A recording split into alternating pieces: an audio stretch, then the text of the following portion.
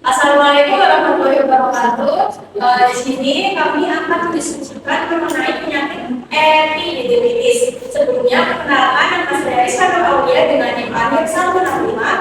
Saya Najunda Fauzia dengan NIM akhir 149. Saya Ridwan Rahmat dengan NIM akhir 155. Saya Setiawati Puji dengan NIM akhir 197. Saya Trida Mulyani dengan NIM akhir 195. Saya Alina Sulama dengan NIM akhir 196. Saya Jessica Nadia dengan NIM akhir 159. Saya Syazan Nur Basa dengan NIM akhir 191. Saya akan mencoba dengan NIM akhir 194. Saya Firman dengan Berkandi dengan NIM akhir 175. Untuk yang pertama adalah pengantar. Epididimis adalah berbagai saluran panjang yang mengikat masyarakat di belakang dada. Organ ini merupakan bagian penting dari sistem reproduksi pria karena berfungsi sebagai tempat pematangan, penyimpanan, dan transportasi sperma.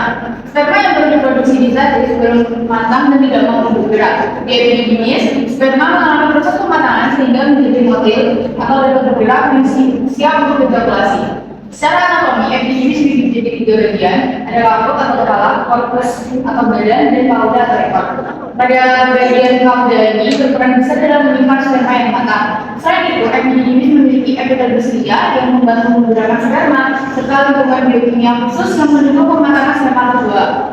Melalui fungsinya, epididimis memegang peran krusial dalam fertilitas pria dan gangguan pada organ ini dapat menyebabkan penurunan kualitas sperma atau infertilitas. Selanjutnya ada di epididimis adalah kondisi peradaban pada epididimis atau saluran di belakang testis yang dapat terjadi sendiri atau disertai padanan testis atau pasitis sehingga disebut epididimioasitis. Kondisi ini menyebabkan dari struktur yang tiba-tiba membengkak dan dapat disertai demam dan sering terkait infeksi bakteri. Selanjutnya yaitu mengenai angka prevalensi. Dalam jangka 13 tahun terakhir di negara Taiwan sendiri terjadi ada 9,9 kasus per 100.000 penduduk setiap bulannya. Nah, totalnya itu ada 7.223 pasien dalam 14 tahun terakhir. Dan di negara Amerika Serikat sendiri terjadi kurang lebihnya ada 600.000 kasus per tahunnya, yang dimana itu menyumbang 0,69% kunjungan ke negara pria pada usia 18 sampai 50 tahun. Nah, apakah populasi ini akan naik biasanya pada musim panas. Kemudian untuk kelompok usianya sendiri yaitu usia 15 sampai 35 tahun. Biasanya itu disebabkan karena infeksi saluran seksual yang dimana disebabkan oleh bakteri Chlamydia trachomatis dan juga Neisseria gonorrhoeae. Nah, untuk usia lebih dari 15 dan lebih dari 35 tahun itu biasanya disebabkan oleh infeksi saluran kemih dan disebabkan oleh bakteri Escherichia coli dan bakteri Pneumococci lainnya. Selanjutnya adalah etiologi. Yang pertama adalah Chlamydia trachomatis. Bakteri penyebab infeksi Chlamydia salah satunya IMS paling sering ditemukan pada pria aktif seksual. Yang kedua adalah infeksi saluran kemih. Infeksi pada ginjal oleh gabungan kemih atau oleh cairan dasar menyebabkan epididimis. Yang ketiga, atrophic action of pathogens. Pergerakan bakteri dari uretra menuju epididimis dan testis secara melawan arah aliran lokal. Yang keempat, dehidrasi dan urin disebabkan akibat cuaca panas. Kondisi kekurangan cairan yang membuat urin lebih pekat dan frekuensi berkemih menurun.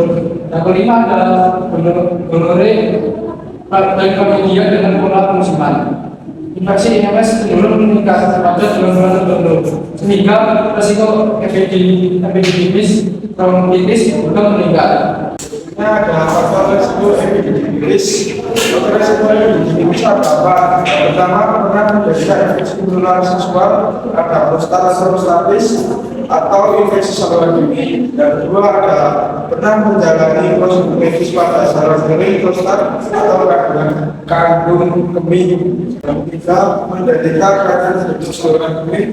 Yang keempat, tidak menjalani sunat. Selanjutnya itu ada proses patologi di mana epididymitis itu kondisi daripada epididymis dan testis secara bersama. Menurut jurnal tahun 2017 proses patologinya dimulai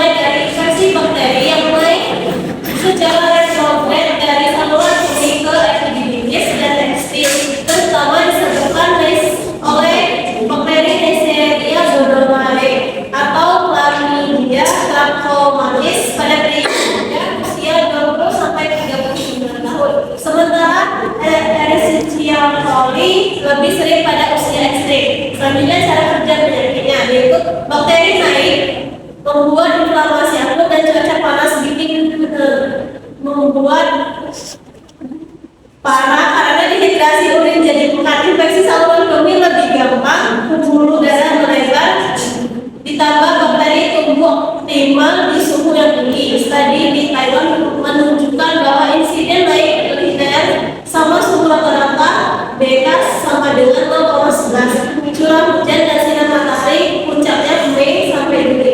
Data pentingnya dari 7.233 kasus tahun 2001 sampai 2013, di mana suhu panas dan cukup membedakan dari Gaussian testis meski tidak ada data kulit. Nextnya adalah perubahan yang terjadi dari kondisi normal. Epidemiologis menyebabkan perubahan yang cukup signifikan dibandingkan kondisi normal, mulai dari pembengkakan, peradangan, perubahan psikologis, atau kerusakan yang beda, infiltrasi sel imun, fibrosis, sampai potensi kerusakan fungsi epidemiologis dan sperma. Karena epidemiologis sangat mengaruhi maturasi dan penyimpanan sperma, perubahan ini bisa berdampak pada fertilitas ayam. Selanjutnya itu adalah permasalahan yang terjadi dikaitkan dengan gerak dan fungsi. Yang pertama itu adalah dari suatu dan imunal membatasi gerak.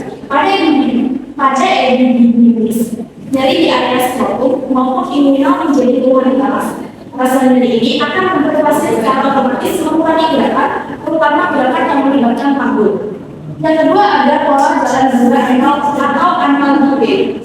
Nah, karena menghindari nyeri tersebut, pola jalan pasien biasanya berubah menjadi analgetik. Pasien cenderung menahan berat badan di sisi yang tidak sakit, sehingga lukanya menjadi tidak seimbang. Yang ketiga ada mobilitas panggul menurun. Kondisi ini juga menyebabkan pasien membatasi pergerakan panggul. Akhirnya, mobilitas panggul menurun, baik saat berjalan ataupun saat melakukan aktivitas fungsional lainnya. Yang keempat ada ketegangan otot kompensasi. Nah, pembahasan gerak ini membuat otot-otot disekat seperti otot panggul dan otot punggung bawah bekerja lebih keras sebagai kompensasi. Hal ini memicu ketegangan atau kepatuhan otot. Yang kelima ada gangguan aktivitas fungsional sehari-hari atau ADF. Nah, dari rangkaian perubahan tersebut, aktivitas sehari-hari seperti berjalan, berdiri lama, naik tangga, atau aktivitas yang membutuhkan mobilitas panggul jadi terganggu. Ini adalah masalah penanganan atau terapi. Yang pertama adalah medis atau farmakologi. Terapi ini menggunakan obat-obatan yang sesuai resep dari yang sudah ahli atau dokter. Yang kedua adalah terapi fisioterapi seperti istirahat, terus kompres dingin selama 10-15 menit untuk mengurangi inflamasi, ada insight dan edukasi pasien. Selain itu juga di fase kronis bisa menggunakan alat seperti TENS, modulasi nyeri, ultrasound terapi, dan pelvic floor relaxation terapi. Ini adalah evaluasi dan tindakan lanjut. Kan bila pasien tidak membaik dalam 22 jam. Evaluasi seperti ini untuk torsio testis, akses, tumor, terapi yang tidak sakit kuat, dan nyeri dapat bertahan hingga beberapa minggu meskipun infeksi telah sembuh. Terus terakhir ada rujukan.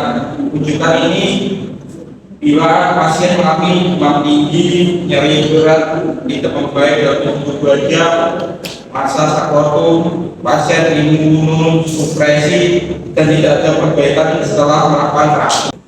Selanjutnya ada penjelasan klinis atau gejala epidemiologis. Yang pertama itu ada nyeri pada bersakukan atau skrotum. Biasanya pada satu posisi dan mulai bertahap dalam gerakan ini. Yang kedua ada pembekakan pada skrotum bilateralis atau keduanya. Meskipun dengan bukan pada satu sisi terasa hangat atau menyerahkan, berat dan nyeri ketika disentuh. Yang terakhir adalah keluar cairan atau discharge dari uretra pasien yang terkait infeksi menular seksual. Biasanya muncul cairan abnormal dari urin. Demikian materi yang kami sampaikan. Kurang lebihnya mohon dimaafkan, semoga bermanfaat. Wassalamualaikum warahmatullahi wabarakatuh.